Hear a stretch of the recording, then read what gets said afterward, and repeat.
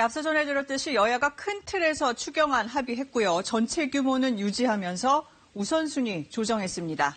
이 시급한 데 투입한 돈 늘리고 정부가 세수 부족에 대응할 돈이나 당장 급하지 않은 돈은 크게 줄였습니다. 오수호 기자가 분석했습니다.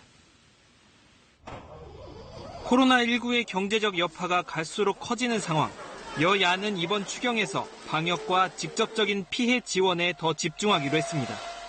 코로나19가 얼마나 빨리 잦아드느냐가 결국 경제 회복에도 가장 큰 관건인 만큼 방역 관련 예산과 생계에 직접 타격을 받는 소상공인, 자영업자를 지원하는 데 2조 1천억 원을 더 투입하기로 합의했습니다. 질병으로 시작된 위기이기 때문에 그 탈출에 있어서도 방역이 가장 중요할 것으로 보이고요. 직접적인 타격을 받고 있는 계층에 보다 더 집중하는 것이 바람직한 방향이라고 생각됩니다.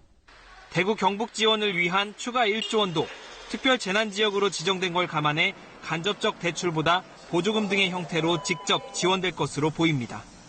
대신 당장 급하지 않은 돈은 줄이기로 했습니다. 청년을 추가로 고용했을 때 주는 장려금, 고효율 가전제품을 사면 돌려주는 지원금 등 7천억 원 가까이가 삭감될 것으로 보입니다.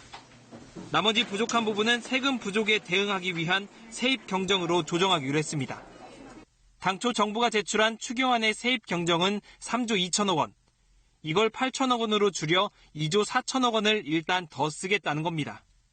코로나에 대한 대응 그리고 경기 부양 이런 게 더 시급하다고 판단을 내리는 것 같습니다. 경제가 정상적인 상황으로 돌아왔을 때 메꿀 수 있다고 생각이 되고요. 각종 세수가 줄 것으로 예상되는데도 부가가치세 감면 대상을 연 매출 8,800만 원까지 늘리기로 한 것도 이런 이유 때문입니다. 필요할 경우 2차 추경으로 이를 메꿀 수 있다는 판단도 작용한 것으로 보입니다. KBS 뉴스 오수호입니다.